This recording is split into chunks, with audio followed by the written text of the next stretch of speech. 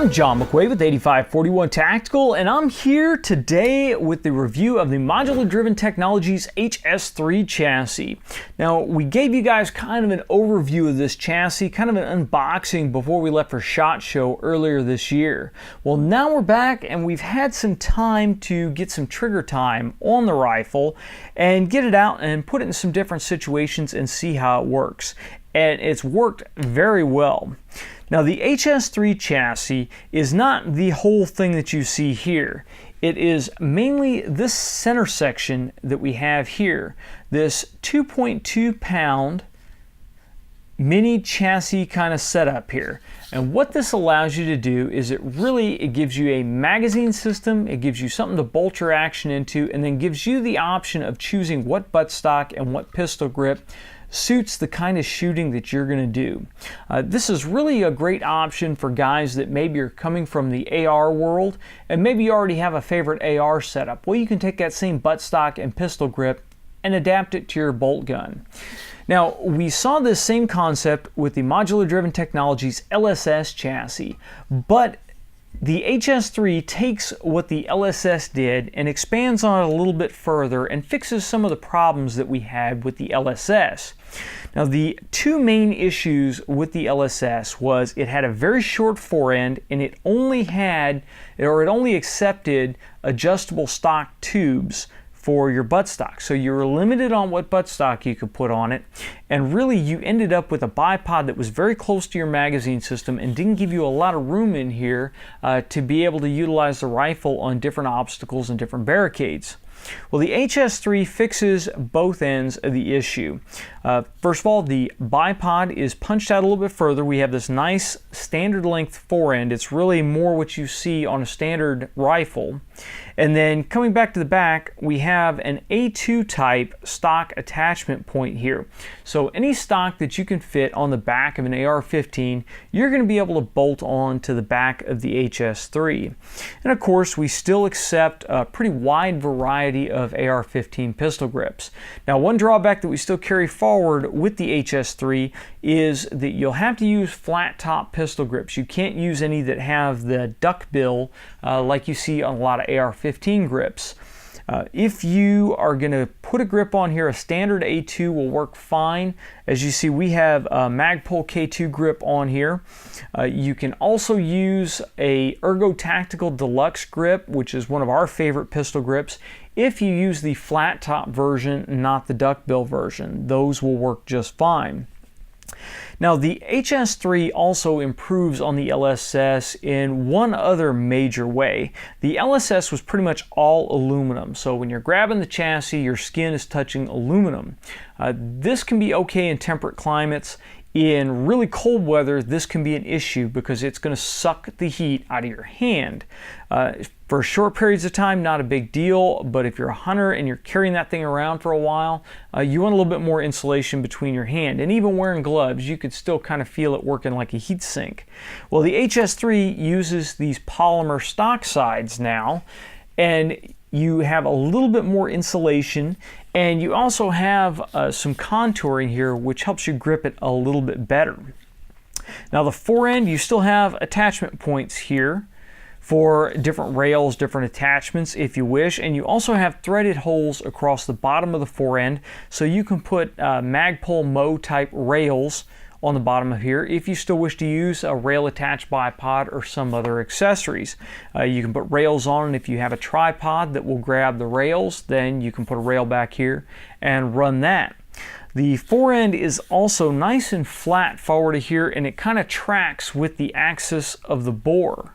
That means you can throw it across and shoot across barricades very, very easily with it. We really didn't have any problems getting it up and getting it stable quickly across a barricade to get shots off. It really performs very well in that aspect. And you have enough room up here that if you run a barricade bag or if you run pig skins or something of that nature, you can stick your Velcro underneath here. You can stick double-sided tape or whatever you need on the bottom. And your bag will get on there really good, and you'll be good to go.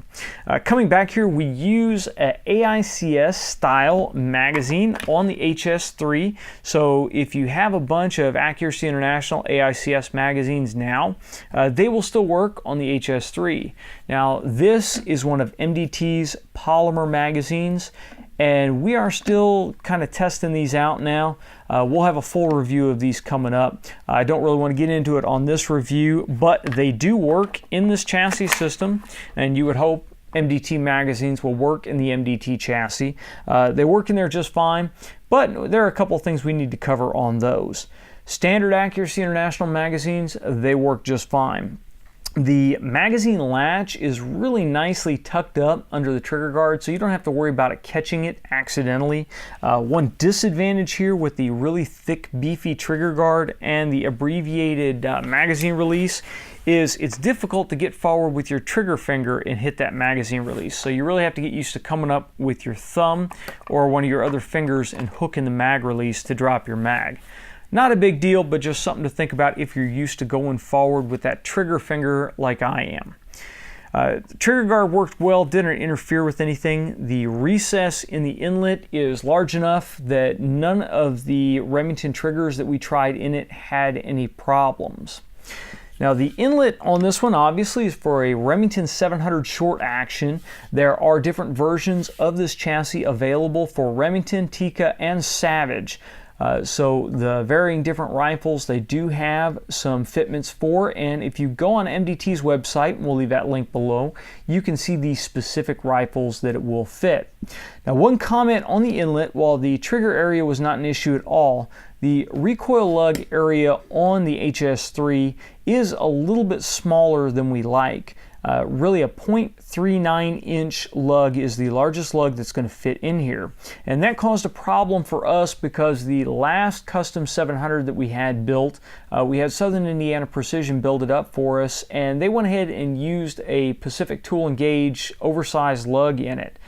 The full thickness PTG lug would not fit in this chassis. That kind of pushed off our chassis review a little bit because we had to free up this action to drop in here. Most standard Remington shooters are not going to have an issue with this. It's just when you get into those larger than 1/4 inch thick lugs, that's when you run into a problem. I don't think lugs that large are really necessary, but a lot of custom builders do put them on their rifles. So if you end up with one, it's kind of a pain in the butt to realize, oh, well, I've got this chassis I want to put on my new custom build, and I have to have that recess milled out. And we've already brought that to MDT's attention. Hopefully they will fix that going forward. Overall, this chassis system, just the center section here, runs for $499.99. They're available in a couple of different color options. You can either get the basic black here, you can get the coyote, or you can also get the OD green color. And overall, I think you're getting a really good deal for that $499. Now, this gives you the option to decide what you want to put on for your pistol grip and your buttstock, and you can either go with an inexpensive M4 style stock, because there are a ton of them out there, and a regular A2 pistol grip, or you can go a little bit more wild and you can put something like the skeleton stock that we have here from MDT and more upgraded pistol grip.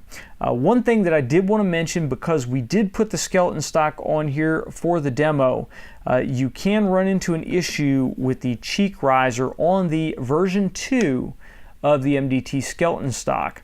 As you can see here, when we bring the bolt all the way back, it just clears the cheek riser.